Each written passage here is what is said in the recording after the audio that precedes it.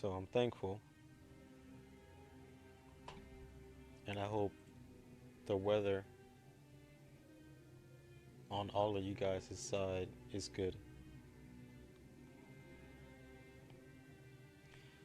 Now,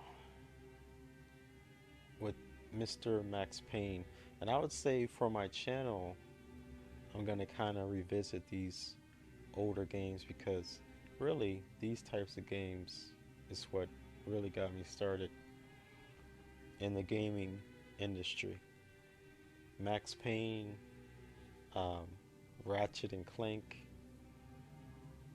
Nintendo stuff. Um, what else? I used to watch the RadBrad. Anyone know of that famous YouTuber? I used to even watch